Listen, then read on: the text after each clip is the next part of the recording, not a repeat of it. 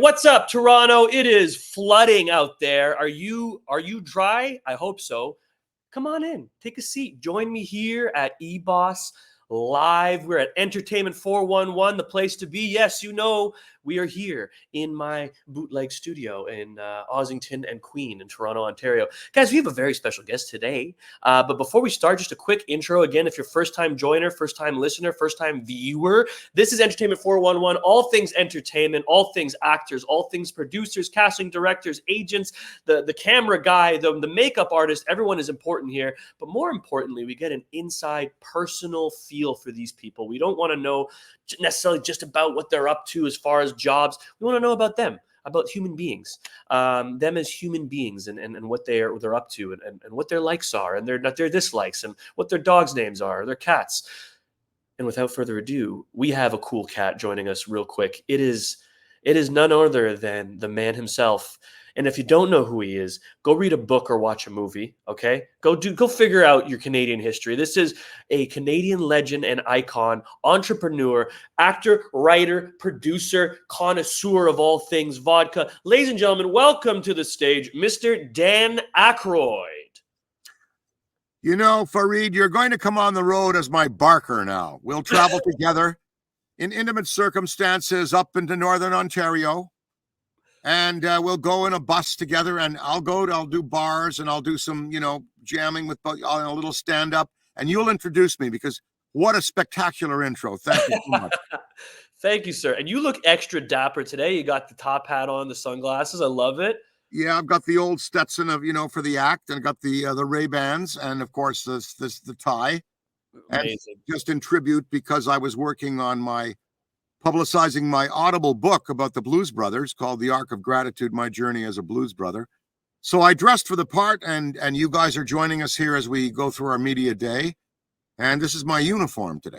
No, I love it. It's quite the getup, and it suits you very well, as always. All these years later, it still fits like a glove. I just want to thank you for joining us, first and foremost, for making the time. This is fantastic. So thank you, sir. Thank you.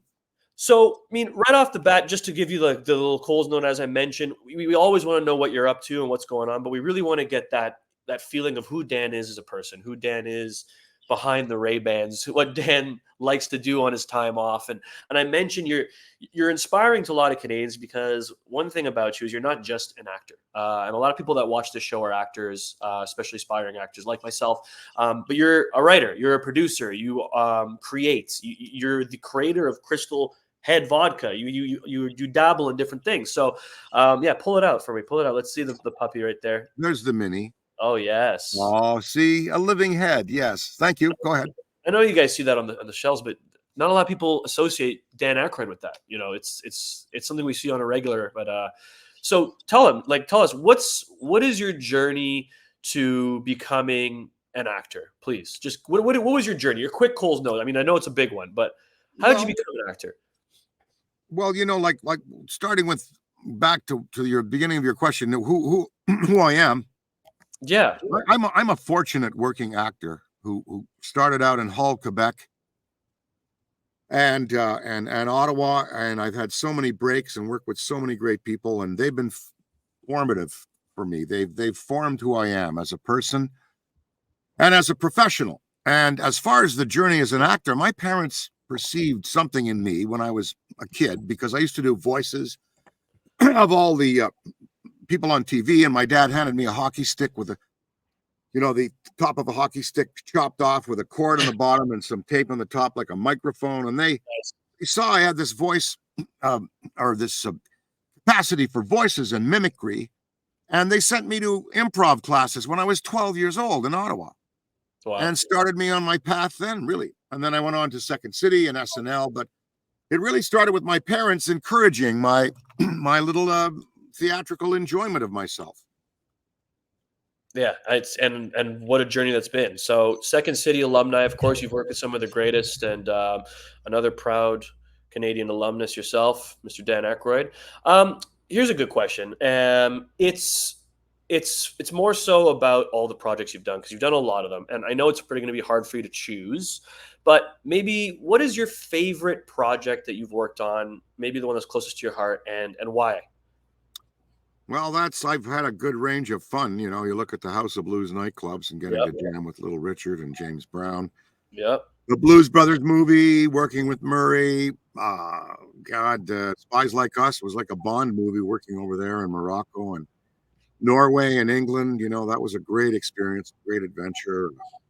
I would say, though, Blues Brothers, because we got to multitask.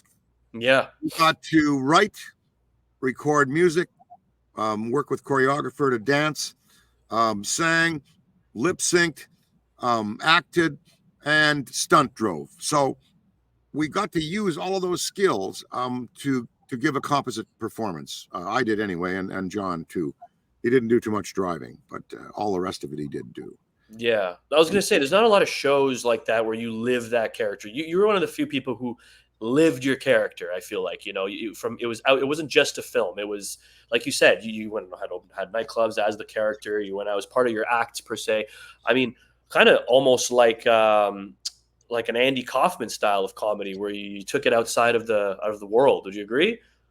Well, yes, you want to commit fully and not let too much of yourself shine through your real personality and physical presence and voice and all that. So and certainly in the Elwood character, I was adopting a voice, a walk, a physical attitude, a cadence of speaking that is not my own. So, right. And that's what makes a performance. Yeah, I guess. Yeah.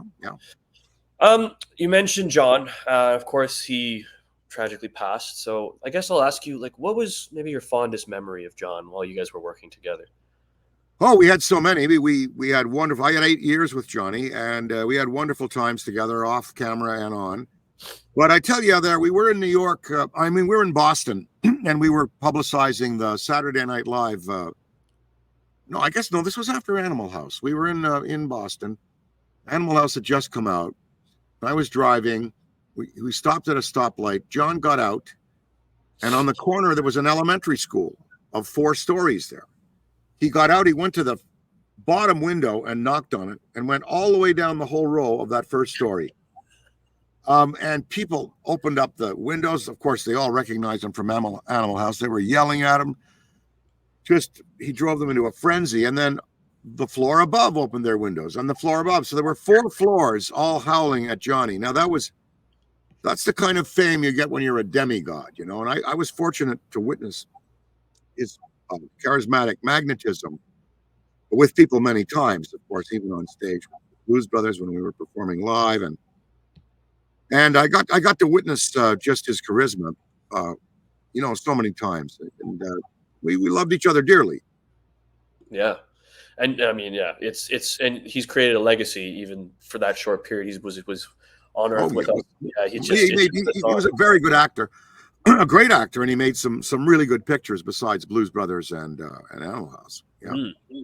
So, I mean, to segue on that, you've worked, as you mentioned, you're fortunate to work with so many amazing, talented folk in the business, but you can't work with them all. We got a short period. So here's a question for you. Is there anyone you haven't worked with yet and would love to? And what would be your dream collaboration? And you can say me, it's no problem. I know we just met. Sure. I'd work with you, no problem. We're fellow thespians, fellow actors, of course. We just got to get the job, man. We just got to get the job. That's the thing. Tell me about it. Today, I would say I'd love to work with Steve Martin again. That would be nice. Fun. And you know what? I'd love to work with Marty Short, who I've never worked with. Yeah. Interesting. Actually, yeah, you'd think you would have. I love those guys. I'd love to work with them. On a movie or something. I'm not trying to hog and get onto their show. Yeah, Marty Short. Only murders in the building. I'm not. That's not a hint, but yeah. I really do love those guys. I work with Steve, of course, in Bilko, and in Saturday Night Live. But I'd love to do something with Marty, something that organically would work. Yeah, because he's a brilliant talent, a magnificent vocalist and dancer. Really a quintuple threat of an entertainer, and I'd have to step up to his level. So Marty Short, who's a longtime listener, longtime viewer. I know you're watching, so yes. You heard it here first on eBoss. Here's a kind of counter to that question, and you could answer no. I mean, everyone can be proud of what they do, but if there is time machine in front of you and you can go back and redo a role, or I mean, you kind of are like you're bringing some stuff back. I see that's in the works. It kind of is being redone in a sense. But is there a role that you would redo completely, and why? Well, when an actor, a performer commits to doing a part, you think, well, I'm going to make it the best I can be, and we'll see what happens. And no point in thinking about redoing it. Would I like to play a character again and reprise a role, perhaps with a different script? Sure, I love the Conehead. Nice. Yeah, that's what I love to do him again. But I don't think I would redo what I did in the movie. I think the movie holds up. It was a good family comedy. Yeah, I agree. Tell us about your side projects, okay? Because I know we're going into questions about your career and all that, but one thing about you that I mentioned earlier is your entrepreneurship. And please take the praise as I give them. You're not just an actor, and I really appreciate that. You go out and get other things, because I feel like if we're just doing one thing in our lives, we're limited and it gets very boring quite quickly. And not just that, you yourself become stagnant and you don't give yourself room to grow. But you've dabbled in some things, especially in Kingston. You're Kingston. You love Kingston. You're in Kingston right now, I hear, right, in your studio. listening to the rain. We were talking earlier. You had a bar, I believe, in Kingston with the Bluesmobile just popping right out of it. And of course, you are the co-founder of Crystal Head Vodka. So maybe, because since they're in that kind of same world, tell us how you got to that place. Well, I think that the introduction to entrepreneurs and business people much more brilliant and accomplished than I came with House of Blues, which I co-founded with Isaac Tigret. Mm-hmm. It's Live Nation bought it; they own it now. But we were able to get 15 nightclubs open with I think we had at 1.3 thousand employees. And now it is a main staple of Live Nation's training facility, and we have beautiful clubs in Cleveland and Las Vegas and San Diego and Anaheim and Houston and Dallas, Orlando, New Orleans, North Myrtle Beach, Boston, Cleveland, and Chicago. So those taught me about retail hospitality. The bar in Kingston, I just had some bad partners, so we had to let go of that enterprise. But House of Blues was a success with Live Nation's help. Came in there and rescued us in a very precarious economic time. But I learned a lot from being in that business. And then as far as the head,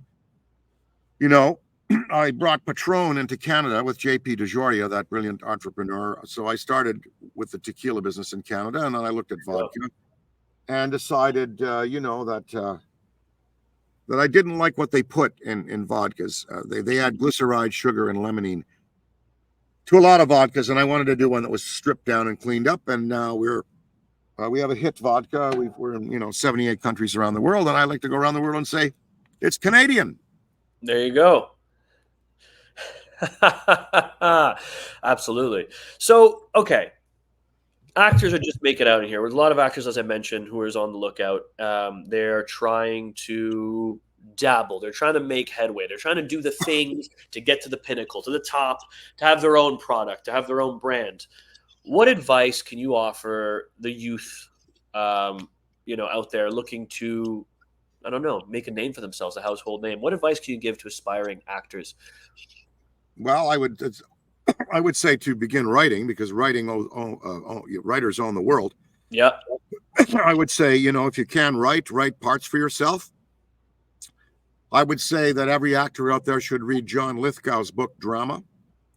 Nice. Should read Steve Martin's book, Born Standing Up, and should his book also, Troubadour, and then Born Standing Up, both of Steve Martin's books should be read. Because you can't sit around waiting for your agent to call. They are not going to call you. Thank you. You've got to do your research. You've got to look at Variety. You've got to look at Dramalog. You've got to look at Hollywood Reporter. See who's doing what in your hometown. Look and see if there's a director or actor that you worked with on something else. Try to build on what you already have. Take any job that comes along. And mainly just do your research and see what's going on within your community. And then go in with confidence when you go to an audition and prepare yourself for rejection. But I would say the main thing is to write, to start writing and read those 3 books. And if you're a comedian and you want to get into comedy, there is a must travel requirement. You must go to Jamestown, New York, and go to the National Comedy Center.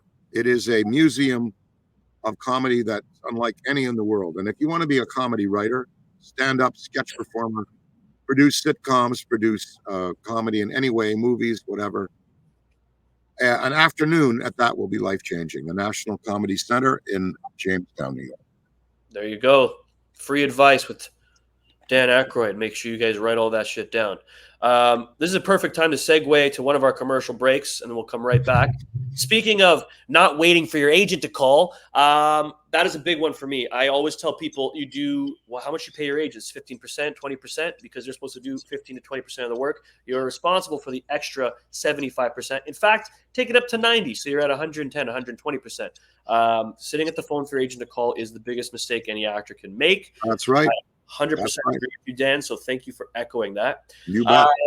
Here's a shameless self-promotion of mine for one of the commercial breaks. Guys, this is Day Players, a project that I worked on because I don't wait for my agent to call. I really hope you guys can take this in and maybe watch it. It's coming out very shortly. It's a web series of mine. Ladies and gentlemen, this is Day Players. Quick commercial break. You are a born protagonist. Look at you. You're a failed professional. Okay, I wouldn't say failed. You're finding bastion of hope in a rundown old school. I mean, it's not that It bad. just happens to be shared by the only woman who ever broke your heart. What did you do? Shh. Just watch. I've got a lot of auditions lined up. Like, so many auditions. I can imagine. I can relate to having so many bookings. Like, it's like a library, just books everywhere. That's right. You're looking at the host of Canada's Next Great Handyman. I nailed my audition, bro. They said they'd call me. Guys, I'm gonna be the host of Canada's Next Great Handyman. You are looking at the host of Right over here. Okay, I'm feeling a little bit of hostility from you right now. Oh, please mansplain it to me so I can understand it better. Clearly you don't know what mansplaining is. Let me break it down for you. He's dead. Which is the purest and greatest form of theater? Improvisation.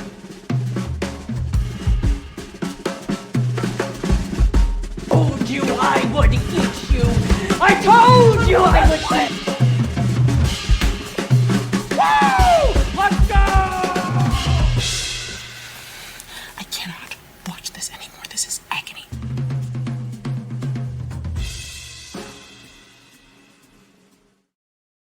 Well, that's fabulous. You wrote that. You're producing it. You're starring in it. It's going to be a half-hour series or an hour. No, this one's actually a web series. I couldn't get enough money. What length is each episode? 10 minutes each. Oh, okay.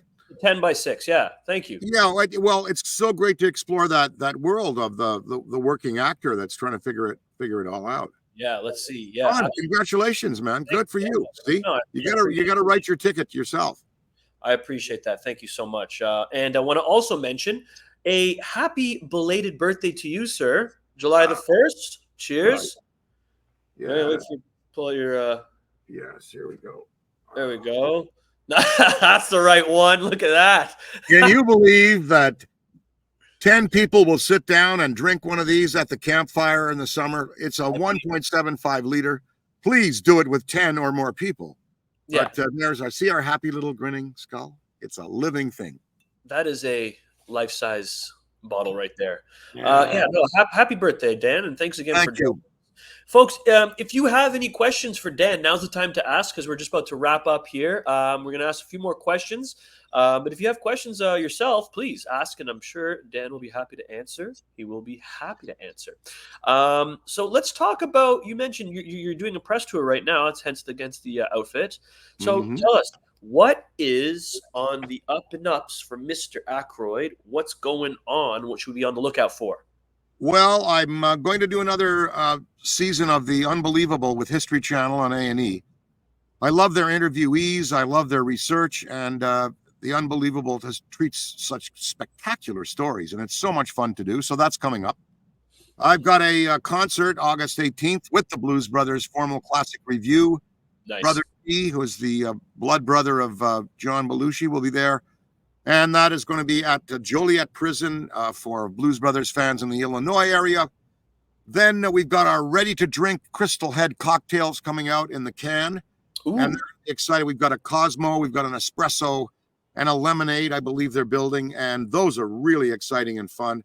I can see wash tubs wash tubs filled with ice and those little cans at the beach and on docks all over Canada this summer.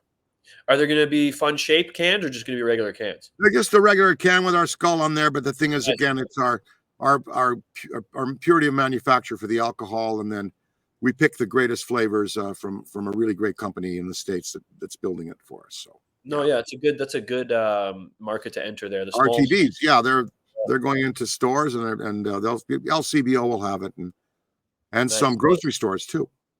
Very nice. Here's one that I'm sure a lot of people would like to know about. This one I'm curious about myself. You've been doing this for quite some time. You are a comedic legend in your own right. Again, I won't give you these praise. Take them, not with a grain of salt. Take them, Dan. You humble man, you. Fortunate working actor. Thank you. Fortunate working actor, but you got to work to get there. So the work was put in for sure.